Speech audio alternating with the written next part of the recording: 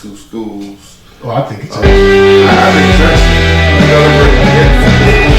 It's gonna bring out a lot of different stuff, and because I think people are lackadaisical about just playing the same team. Well, the traditions of each school, every HBCU in the Swac has a different type of tradition, and I think the FAMU and the Philly Cooper coming in, they already have their game.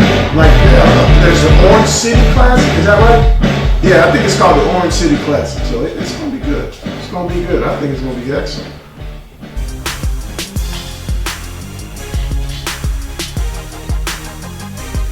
Welcome to What You Talking About Sports Talk. He's Gary Smith. I'm Hobart Grayson. Welcome. Today it is the Swac, baby. Talking all things Swac. And we're going to jump right into it, Coach. As the Swac, during this time, they added 2 new schools, Coach. Swac added 2 new schools. Bethune-Cookman and Florida A&M Rattlers, the Bisons, the Rattlers joined. And for me, I'm not going to even speculate because I tried looking to see what conference they were going to put them in, and I didn't see anything. And you know, I don't want to speculate on whether they're going to go to the SWAC East or the SWAC West, but it should be pretty interesting. I'm going to give a little news and notes on Bethune-Cookman's head coach. Okay. If you can, you can give some on Florida A&M. All right. Bethune-Cookman's head coach is Terry Sims. He's in the 8th year as a head coach. 27-17 as a head coach within his first 5 years. So that's pretty good. That's over 500%. He came to the MEAC with some SWAC ties. Right. Coaching at Texas Southern, coaching at Prairie View, he knows a little bit about the SWAC and how it works. So we can't say that it's gonna be a hard transition for him because he's been there before as an assistant. Well, I mean, he knows what the SWAC's all about, and it's amazing how these guys come full circle. Right. You know, they start off as grad assistant somewhere, or some type of assistant. They might start off, being a gopher. Next thing you know, they need them to coach a position, and next thing you know, they're a coordinator, and they have aspiration to be head coach. And there he is. I mean, this guy Terry Sims, 27-17. Still fairly young overall, 27-17, but Bethune-Cookman has been one of those type of programs that's been, it goes through cycles just like any other program. I remember when they used to run the option. I remember that. They ran the bone option just like Georgia Tech, and we struggled with that, but we did a decent job of containing it. Now that everybody's going almost like that air raid offense. So it's going to be interesting to see what kind of offense he brings in. It's obvious he's got a full staff. I just find it fascinating that this happened. And that leads me down to Hobart, Florida A&M coming in. Right. And I know all about the Rattlers. We played them so many times. Man, you're talking about some classic games. I'm talking about down to the wire, 50-48. In the Heritage Bowl, we played them 2 times in 1 year, and they bring a fan base. Their fan base is just as loyal. The Marching 100. I remember going down there, and we had to walk through a whole lot of former FMU players, and they were talking trash, and we grinded it up, beat them in overtime. So they bring a lot of tradition, a lot of pride. I'm looking forward to it. Willie Simmons is their head coach. Right. And hey, the Rattlers are always going to be not only fun to watch, but they're going to bring a contingent. They're going to bring their band, their cheerleaders, their cheer section. It's going to be interesting. It's going to be good. I think it will be good. Willie Simmons, he's had a fairly good run at it too. Tallahassee native.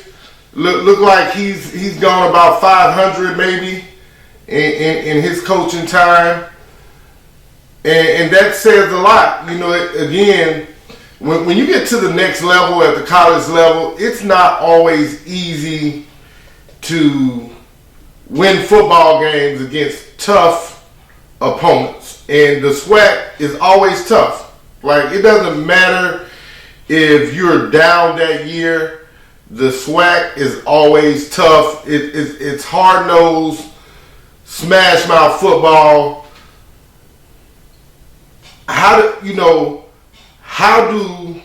I'm gonna just ask the question, man, because it's. Go ahead, ask it. I'm a former Swac. I'm a Swac guy, so bring it. How does FAMU and the Bisons come in and set their name in stone year one? Well, I think the first thing they're going to have to do, they're going to establish, and I'll go ahead and put it out there. They got to figure out, they're probably going to stay in the East. One of them's going to, if they don't both stay in the East, I believe both of them are going to stay in the East. That's number one. That's going to make for some interesting matchups. Thing people don't realize, at some point, Florida A&M and Bethune-Cookman, I know Bethune-Cookman and Florida A&M has played Southern. I know Florida A&M has played Grambling at some point. It may have been back in the distant past or, not too distant past. I know Bethune-Cookman has played Prairie View. I've watched those inaugural games and, those first games of the season, right, where they have the SWAC NEAC Challenge or whatever. And I just think that they're going to bring an interesting dynamic because the SWAC is going from 10 to 12 now. They're going to move, they're going to have to rearrange the dynamic of the conference without messing up because you still want to set, because everybody wants to see the Southern Jackson State game. Right. Now, Florida A&M has and Bethune-Cookman has their classic. Right. The Bayou Classic ain't gonna change. Right. You don't want, because that seems to always determine who's going to go to the championship every year. So, and the people up north in North Louisiana, they also want to see that Grambling Jackson State matchup, and that game I think that game 3-4 years ago maybe, when all that stuff went down and the game got canceled, I think that added, a little fire was poured to the flame, and now, I'm a Northeast Louisiana guy, born and raised, so I grew up a Grambling State University fan. My uncle Rufus played for Grambling. He was a standout elite athlete there, so he won a few championships under Coach Rob. And I can't lie, I'm a supporting Grambling night. You're not. But look, let me tell you. When I was growing up, I remember watching Doug Williams and Eddie Robson on the Grambling Tigers football show. And I used to make my mom mad because we were getting ready to go to church. So what I had to do, I had to get up early, put my church clothes on, get me a little something, so I could sit there and watch at least 15 minutes of the Grambling. And they would always come on, I think, around 10 o'clock. And we had to be, and church started at 11. Right. So, that was against the grain right there. Yeah, that was against the grain. Back then, you was not going to be late for church or school. No. and I used to watch that, and I was just in awe. And then how I got introduced to Southern, I remember being at Winston-Salem State. And I was watching the Bayou Classic over the holidays, over Christmas break. We just got back from in the playoffs. And I said, man, what would it be like to coach in that? Yeah. A month later, Coach Richardson called me in the office. He said, Gary, we're getting ready to go to Southern. You with me? And I never left. Never left. So the tradition of the SWAC is when FAMU and Bethune-Cookman come in, it's just going to create more tradition, some rivalries. You're going to see from the bands to the dancing squads, the cheerleaders. That's what you're going to see, and there's nothing like it. I tell my wife, there's nothing like 7 o'clock. When I was coaching, it was nothing like being in the SWAC 7 o'clock on a Saturday night.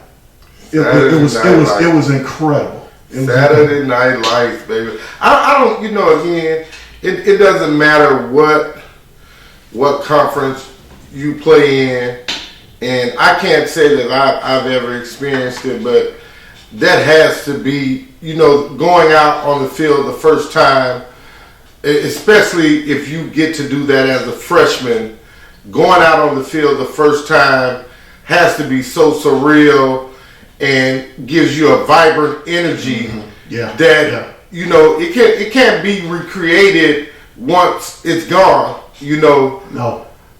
But it gets in your psyche. You remember it. I can still remember Jackson State trying to walk through my drills. Right. I remember my first year at Alabama State pointing at us and looking us up and down my first year like they're going to bust us up and we put something on them. I remember that. I remember Sean Wallace making some big plays in the Jackson State game that first year to seal the game for us. I remember those. You just can't forget that year. And then they used to call us the Rainbow Coalition because we had Oriental defensive coordinator, our coordinator Mark Orlando. We had young guys. I was the youngest guy on the staff back in 1993. Wow. I was the youngest guy on the staff. So there are memories there. You got all the you got all the bird duties then. Oh yeah, I was the young coach. That's right. I was the young coach. That's right.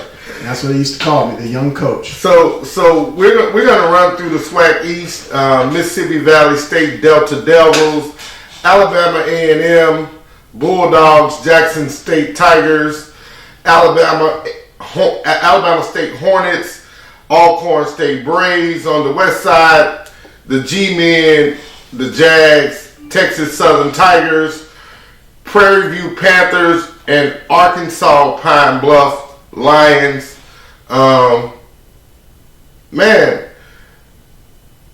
in the East, what teams stand out to you?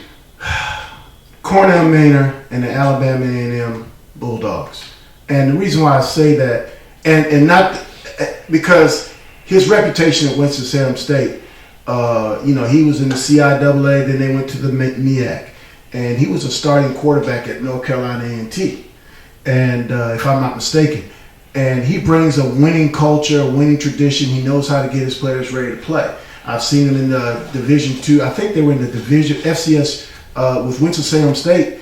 That year they were really good. I can't remember what year it was, but I remember taking his team. They were playing. It was a pretty notable school. I think it was. I want to say it was North Dakota State, but I'm not sure.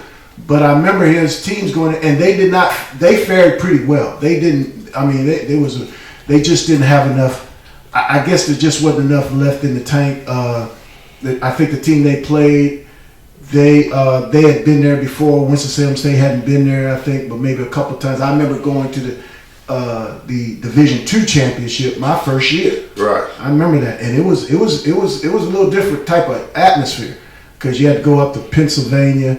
I think they had a home game, if I'm not mistaken. But anyway, Cornell Manor, Alcorn State. Of course, they were the Swac champs last year.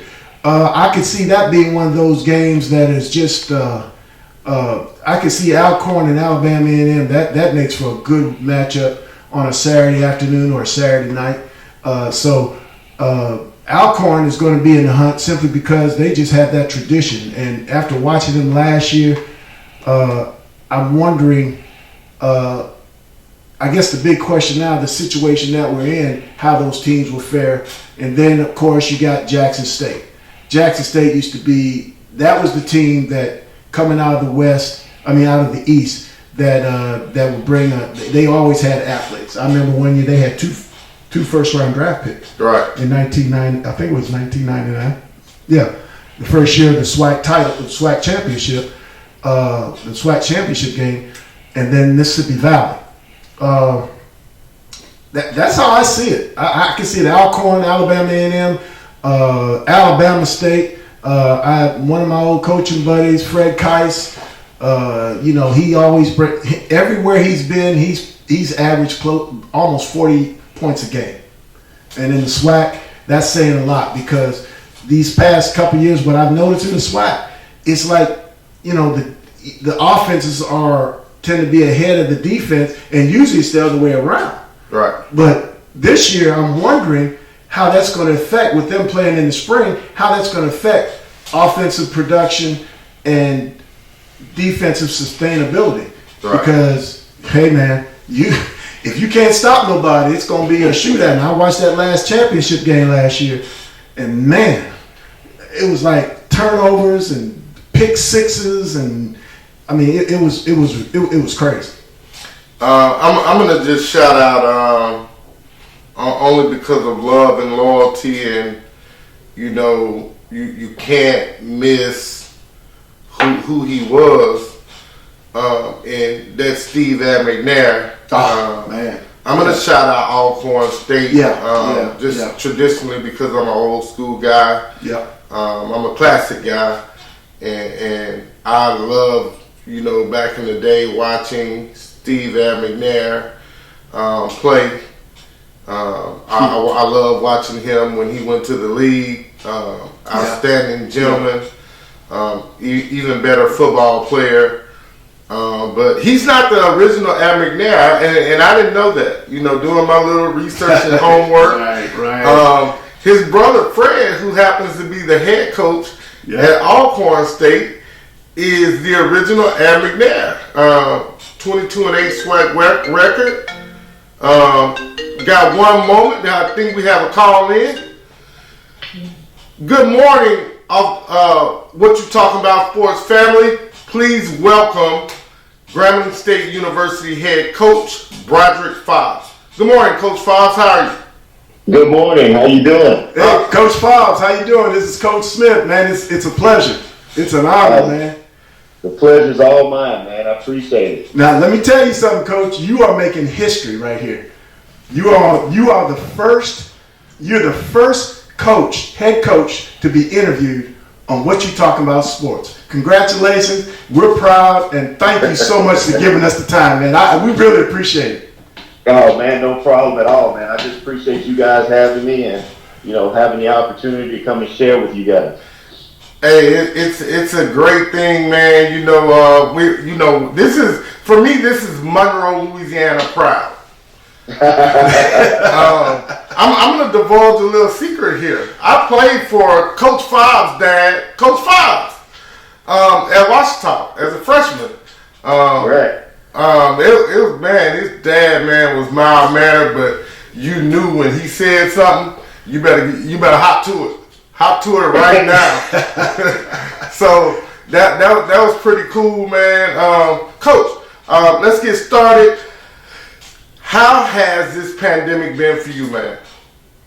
Well, I think it's been extremely challenging. But if you're a competitor, it's not something you want, but it does reveal things about yourself that you should know, and I'm always the type of person that want to know more and more about myself, more and more about, everything that's going on. But it's been extremely tough, especially when you look at the fact that, you have NFL games going on and you have college, teams playing, and, I just feel a certain way about it. I believe that, it should be a united front, and right. if we all can't play, then none of us should play, and that's just the way it goes, But I also understand the business side of things, and I understand that, bills have to be paid, but human life for me is more important than any other thing. Right. What have you guys been doing to stay busy during this pandemic? You guys were one of the schools that chose to bring your kids back early. So what do you guys do on a daily basis to keep you guys motivated? Well, the first thing is, I try to make sure that we're organized and have everything in place and doing what we're supposed to be doing at this particular time. So, with the conference, being so focused and organized and coming up with a plan first, and I'm proud to say that. Right. We had a plan before everybody else had a plan. I just think that's the start of everything. And so everything that we're doing now is based off of, our spring schedule that starts, in February. And, right. And we backtrack each month, from the start date. kickoff. And basically, kind of, put ourselves in the mind frame of, okay, what month is this? So we basically had to backtrack from February and say, okay, we're in the month of September, so right now we're in the month of May. So what did we do in May? So basically, what we were doing in May is what we wanted to focus on now. And then October comes, which is June. November is July.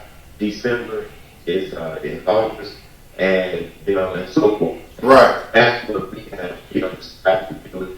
So we kind of turn the calendar up on its head. It's a little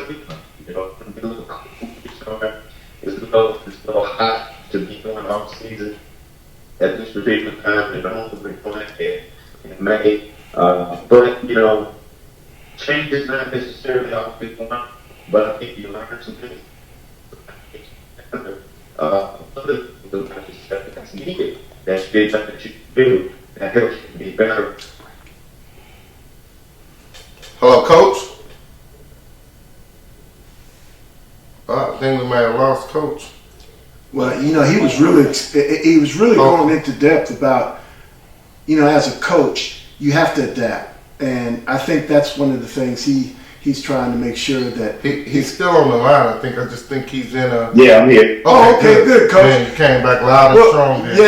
Yeah, that's better. But look, Coach, let's talk about. I think February 27th is the starting date. Is that right? Yeah. Yes. Okay, so you got your guys thinking a different way. And I like the way you put the months. You kind of correlated the months to certain other months because you know how it is, and how it is in Louisiana. In August and those dog days. Now they're not going to be dog days. You're in January, February. You're going to be practicing.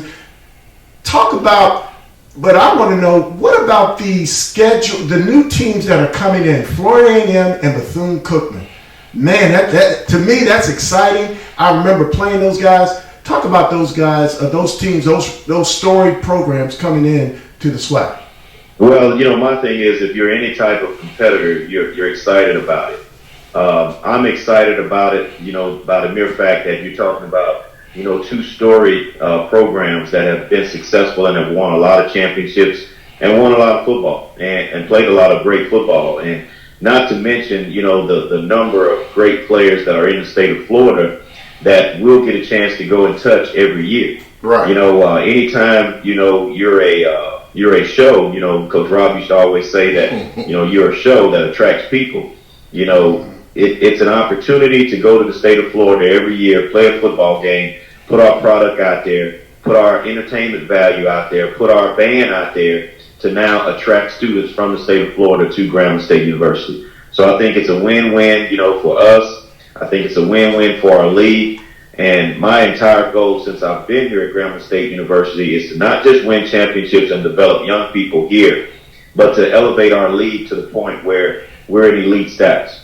And that's the focus for me. And our commissioner believes that, and I believe in that plan as well. Right. We're talking with Coach Broderick Fobbs, the head coach of Grambling State University. And Coach Fobbs, being a former coach, I was with Coach Richardson. You talked about the tradition of these other schools. I coach with Coach Richardson, and I'm looking at the head coaches that are in there, can you tell us about? Let's go with the West. What are you looking at in the West? I see Coach Eric Dooley, Dawson Odoms. You're all familiar. What are you looking to see to come out of the West as they start in the spring football? Well, it's many great coaches. I mean, Coach Dooley was with me here at Grambling State University, and I learned a lot from him. He learned a lot from me. Dawson Odoms has been consistently an 8-game-a-year winner, if not more. And that says a lot about him and his program. They're very, very competitive and very, very well coached. I've always liked the way, their approach and how they've done things. Coach McKinnon at Texas Southern, dynamic offensively, and they're going to be better, in the future. It's great coaching, great football players. I think Swac is making a turn, and it's just a great time to be in our league because we have a lot of great players, and a lot of great teams that understand how to play in the right way. Coach, the SEC, ACC, all those Power 5 schools, they have the big-time TV contracts. How far away, realistically, is the SWAC away from getting its own TV contract? I think we're close, and I think when you look at the fact that, our conference has expanded, all the way to Florida now.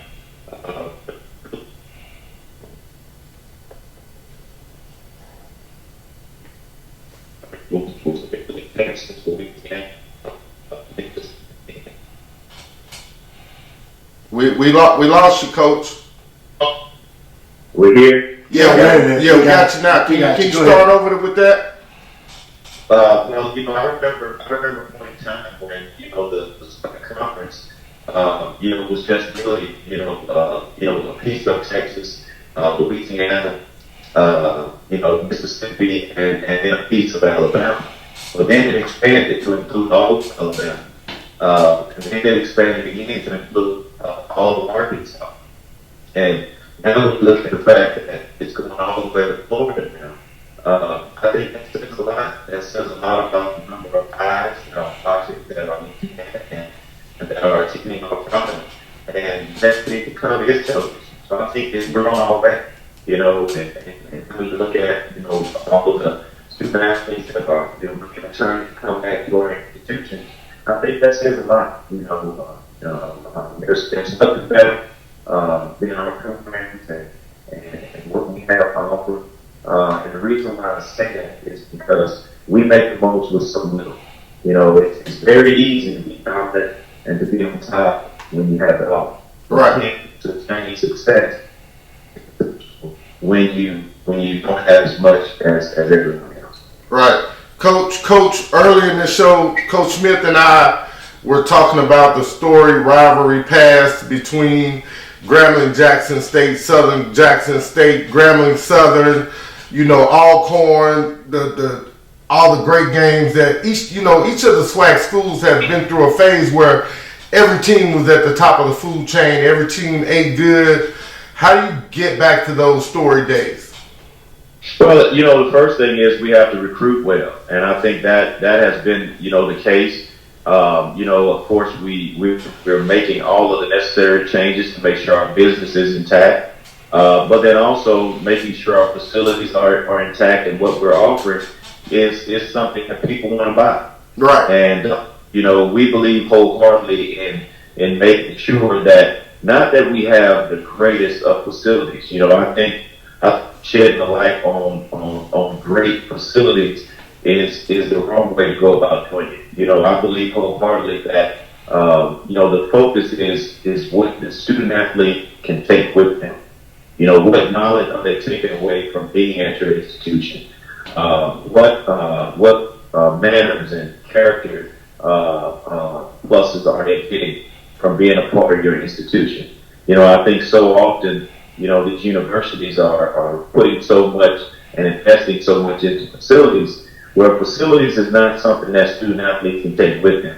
Right. So even though they're blinded by the lights of facilities and uniforms and all of that, I think what we sell the truth and what we sell is real, that they can take with them so that they can be successful not only on the field but off the field in society. That well said, Coach. And I was looking at this past the NFL is getting ready to get started, and I look back at some of the greats in the Hall of Famers that played from the SWAC. I mean, rich in tradition. Of course, guys like Mel Blount, guys like big Ernie Ladd and Doug Williams, and all the tradition. And then I saw but let's fast forward to now. We got some young men that made some 53-man rosters from the SWAC. Where are we close to getting that back to where they are starting to get drafted again? Well, they are getting drafted now. It's just not as big. Right. I think with integration, they kind of put a damper in us being the type of program that we used to be back in the days. I think those days are gone. I was at my dad's house the other day, and I was looking at an article, a newspaper article, and one of his handbooks, and it said, Grambling only had 5 to get drafted. So this was an article from back in 1970, 71, and it said only 5 drafted. The word only stuck out to me. Right, yeah. If we drafted 5 drafted now, we would say, man, Grambling is loaded. Right. I also heard an article where it said, 20 prospects had potential to get drafted in 1970 at Grambling State University. They had 20 guys. Well, I don't think that will happen anymore. And the reason why I say that is because, we're in a position that and we have the ability to go everywhere. And I think that's a positive. You have, African Americans that can go to Florida State, Miami, LSU, and all these programs. That's great. But I do think that there's a place for the type of program where we so that we can put, 5 a year out, 7 a year out, and maybe even, 10 a year out. I do believe, but I think the days of having a depth chart of 3 people get drafted, I think today. Okay, Coach, we got about 4 more minutes. We want to try to get about 2 more questions in. I'm going to go first real quick. Not a lot is really talked about on the outside of what you guys really do about skill development, training, and how you actually work. You guys work really hard to get your kids better.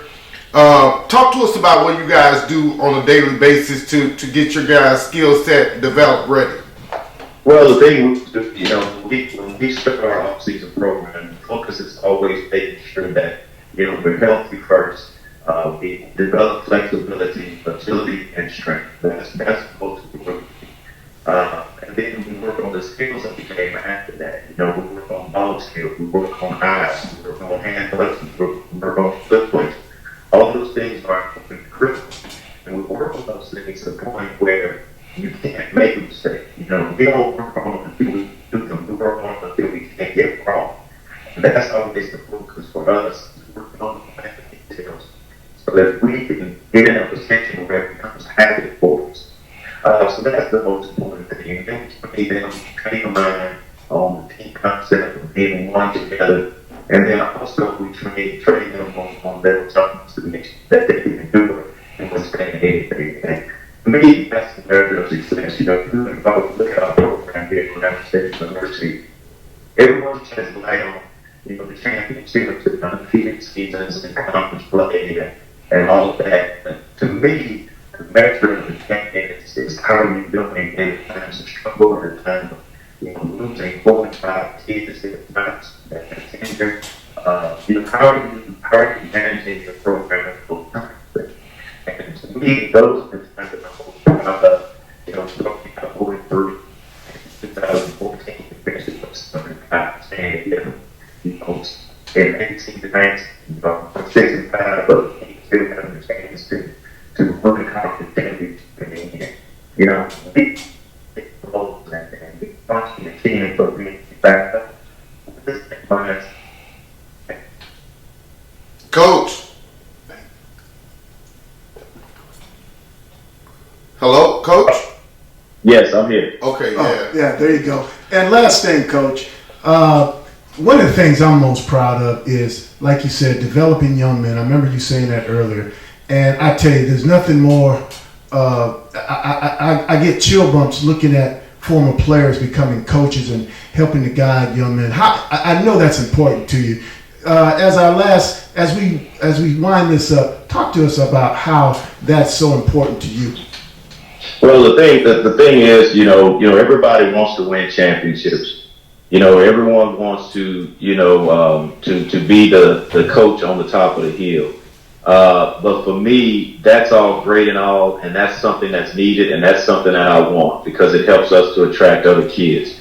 But the most important thing is having young people that understand the importance of doing things the right way, being successful in life, helping others, but then also getting a degree so that their families can have an opportunity to experience some of the same things that they've experienced. That's what it's all about, is to basically pour back into young people and to give them a chance to be successful in life. And every person you help is a generation that you've helped, and generations in the future that you've helped. Coach, what you talking about, Sports Talk, is grateful that a coach that has won every Coach of the Year award on your level took the moment to join us. Thank you, Coach Broderick, Fobbs, Grambling State University. Anything you want to let us know before you get off here? Well, I just, really, really am excited about your show and what you guys are doing.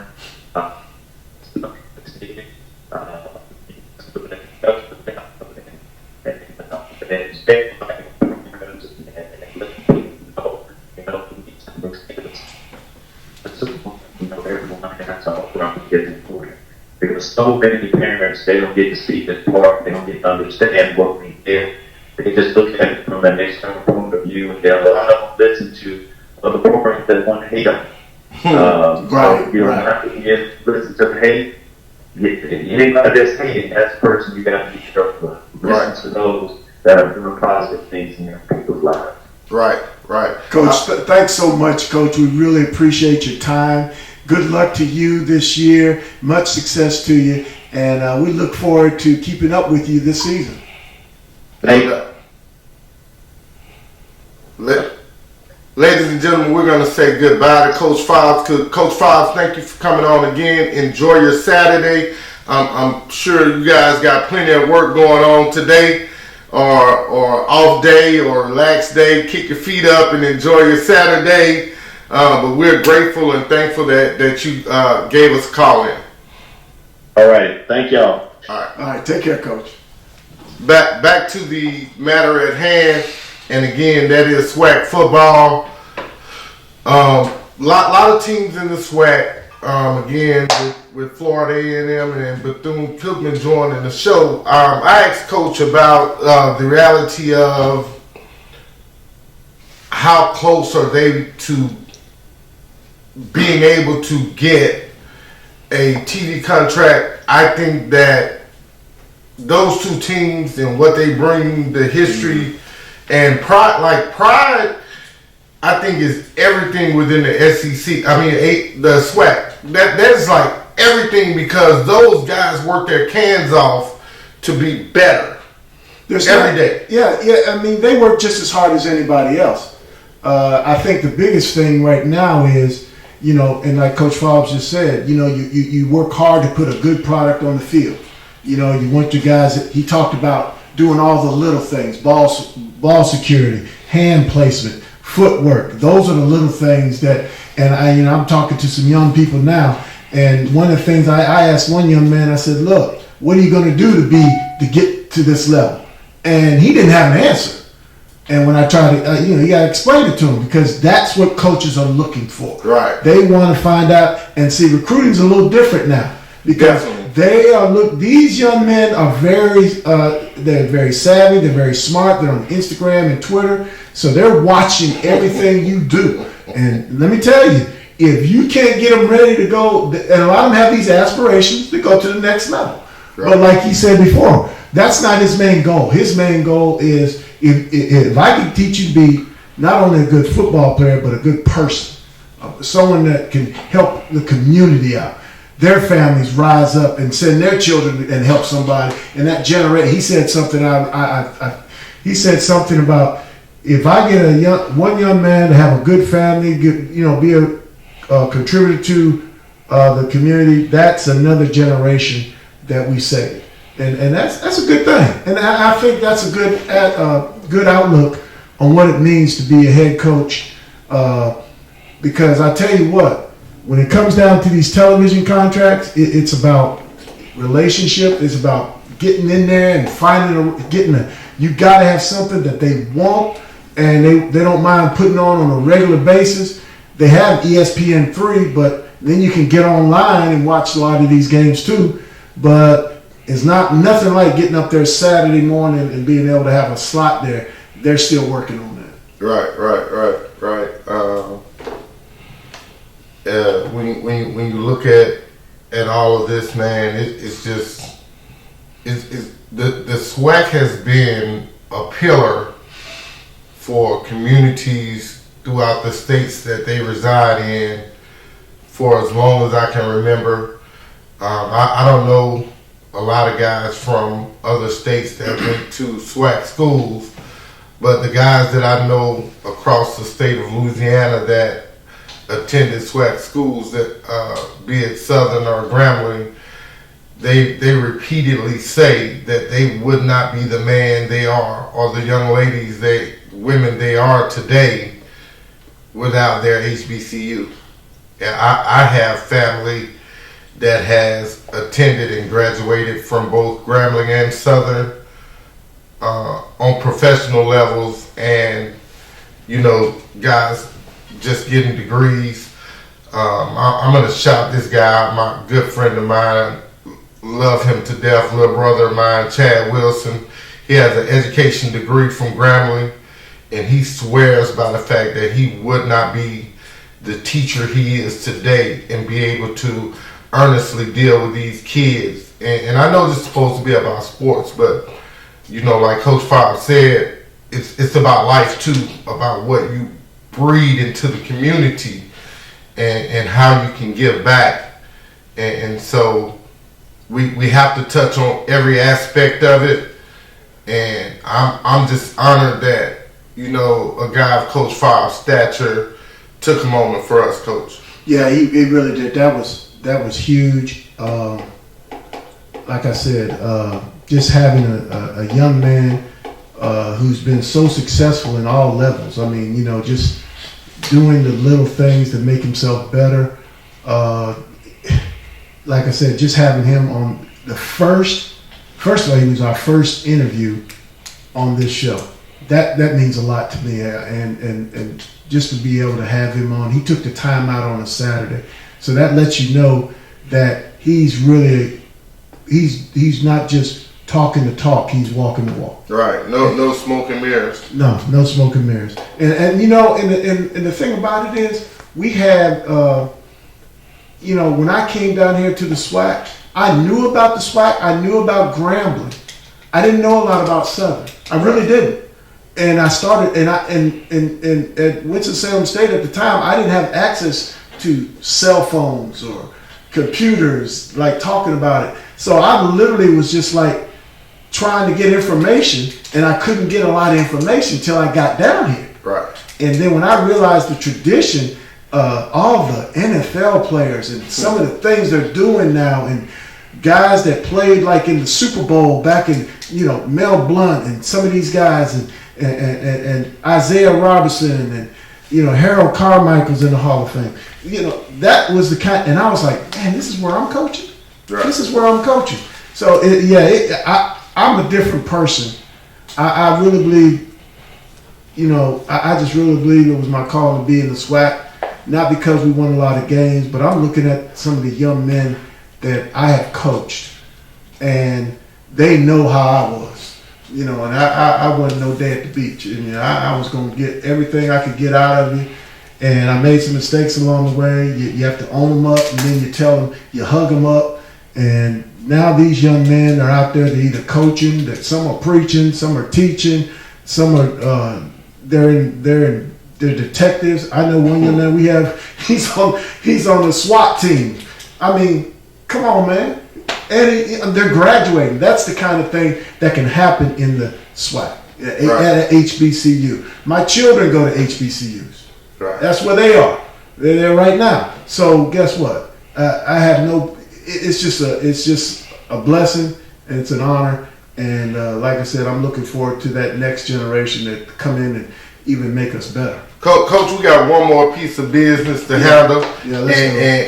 And I know they don't start till February, but and we're going to come back and revisit this again as things progress. But let's talk a little bit about the Swac East order and the Swac West order. I think we should have, one of the questions should have been asking Coach Fobbs if they knew what the side of the fence that the Bisons and the Bisons and the Rattlers would be going to. So I'm looking at the Swac East. Go. I'll be honest with you. I think they're going to bring Alcorn State over to the West. That's my prediction. Because I'm going to tell you, when Southern and FAMU get together, you're talking about two bands, two great traditions, two great, they got dancing groups, fans. That's a night like you've never seen before in black college football. I mean, we've played them down there in their stadium. We've played them in the old Georgia Dome. We've played them at Mumford Stadium. And let me tell you, they're going to bring a contingent. I can see them being in the East, them and Bethune-Cookman. They may move over. I could see. We already have, so I could see Alcorn State moving over, putting Florida A&M and Bethune-Cookman in the East, and we might get, I don't know. I hate to get we probably Valley. I could see Valley coming. Yeah, I don't see them moving Jackson State. I don't see them moving Jackson State, Alabama State, or Alabama A&M. I think they move Valley and Alcorn State and over to the West, and then I think they plug in FAMU, the Rattlers, and the Bison into the East. I think that makes for a lot of good Saturday afternoon, Saturday evening football. And like Coach Fobbs says, if we're continually getting better, putting good products on the field, you're gonna see the fruits of their labor. They're gonna see it. At the end of the day, we have to be mindful of the fact that in the SWAC you can't take any week for granted. Oh, there's no day off in the SWAC. No days off in the SWAC. Anybody can beat you now. Anybody. I've seen situations where teams had bad years one season and come back the next season and scare everybody in their conference and in their opposite conference. Yeah, look, I've been in games. I've had seasons where we were on a roll to be undefeated. Right. I've never been undefeated because of one team that would come in and get us. 1 year, Nickel State got us, my first year, and they hadn't won a game. Then Alcorn State came in 2003, did the same thing to us. Threw a late touchdown pass late in the game in the back of the end zone. A walk-on freshman quarterback beat us, right? Because we didn't have our business. So it could happen. It could happen. It's hard to go undefeated. I mean, win every game. When LSU doing that, you may not ever see that again. 15-0, it's hard. That's hard to do. It's hard. And in the SWAC, it's definitely hard. I'm looking at the West, and it's a toss-up. Southern and Grambling going to be. They're going to be 1-2. I can't really tell you who's going to be on top. I think Southern has always had a good offense. They've had some good running backs, but again, when you bring over Valley and Alcorn State, Alcorn State's going to make a run now. They've been to the championship. They've been to the Celebration Bowl now, won it a couple times. So we'll see. It's going to make some good football. Right. Probably our last bit of content that we're going to get out to you guys is, and we probably want to get your feedback on this question, and that is, for countless numbers of years, the SWAC has always bolstered and had the honor of playing in the Bayou Classic. It's a Louisiana tradition. It's almost as Louisiana as gumbo, as etouffee, as crawfish. Friday Night Lights in Louisiana. The Bayou Classic is that loved here in the state of Louisiana. Again, being a guy that has followed the Grambling State University Tigers since I was old enough to skip a rock. The Bayou Classic has always been a part of Louisiana's history. This year, Coach, as of right now, no Bayou Classic. Your thoughts? Yeah, no Bayou Classic in November. It's going to be a little strange. I know the high school playoffs will probably be in that first week. That would be the first week, I believe, if I remember correctly. And usually I remember coming home. The last couple of years, I've come home on a Friday. One year I went to the game. I got home at 4 a.m, and then I woke up and got up at 9 to travel down with my in-laws to the Bayou Classic. That's how much it meant to us to be down there. And then it's going to be a little different. Right. But you know what? I think the fans the spirit will be there. It's May 1st. That's when spring is already started. You know how it gets around here in May. It starts getting a little bit warmer. There'll be and hopefully they should have the dome. Shouldn't be a problem. No scheduling conflicts. No other bowl games or anything. So it's going to be a little different. But I think because most of us are not on vacation. As a teacher, I'm usually off all week. Yeah, I'm not going to be off all week. I'm going to be plugging and chugging all week long, getting the kids ready to graduate and getting them, the final weeks of school. And usually, you're off all week. Now I'm not off all week. So it's going to be interesting. See what kind of crowd they pull in. I think if they do allow the Bayou Classic to come back, for me, just the thought of not having it. I've been on both sides of the coin where, forever you had to go to the game to get that experience. And then I think once they started broadcasting the game on TV, people took for granted how important it is to go to the actual game. I'm in several Facebook groups where it's all Swac talk all the time, every day, all day, and just talking to people and people talking about how much the game has diminished. No, the game hasn't diminished. You just took it for granted when it started being televised on live TV, and you could go in your living room and watch your TV instead of having to make preparations to be there live. TV is good in all of its prosperity, and I will never kick TV because we need it. We need it for the ones who cannot afford to go, and we need it for the ones who cannot be there. But if you can be there, there's nothing like being in the Superdome. It's nothing like it.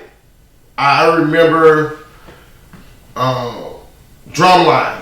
I was there in attendance the year Drumline came out. I think that was the early 2000s, and I can't remember the actor's name. He was the band director. Really amazing guy. He was sitting there talking to Lewis, right there in the corner of the stadium where we were sitting. And we screamed at him, and he turned around and spoke, and that was everything to me, So we say this, but be it the Magic City Classic, the Bayou Classic, the Heritage Classic, no matter what it is, if it's two SWAC schools and each school produces its own pot of greatness, you know, the SWAC, in my opinion, is like a and I'm not a fan of it, but it's like a good it's like a good gumbo. You know, it takes every one of those teams, coach, to make that roux outstanding. Yeah, they're you know, I mentioned earlier about the great traditions. They're going to bring different cultures with Florida coming in. You know, with those two schools, FAMU and Bethune-Cookman coming in. You got, you know, I remember going up to the reservation up there not in Ida Beer, but at Alcorn. I remember playing against Steve McNair twice. We beat him my first year in a shootout. They beat us in a shootout up there. And we've won a couple shootouts up there. But when Steve McNair was there, people need to get online, go to YouTube, and look up Steve McNair. When Bill Walsh says he's the best athlete in the draft, when I see that, I'm like, man, I watch his highlights over again, and I'm telling you, he was special. He was special. Some of the things he could do for college, it was just outstanding. You know, you can talk about the SWAC forever, and again, growing up under the guys and being able to watch a legend like Eddie Robinson, a guy that when he first started, he coached every position on the field. He didn't have any assistants. You know, hearing those stories from legends, talking, you know, and I you know, don't get me wrong, I show love to every school, but my history comes from Grambling. You know, having and knowing coaches that played for Coach Hobby at Grambling, and hearing those stories, you know, it makes you a little teary-eyed, because those were the days of loyalty and love, and guys gave their very best for the G. Talking to coaches and guys that attended Southern University, going on the Hill, those guys will be loved, and you can talk about the SWAC all day. So we'll be back with more of the SWAC. What you talking about? Sports Talk. He's Gary Smith. I'm Hobart Grayson III. See you next time.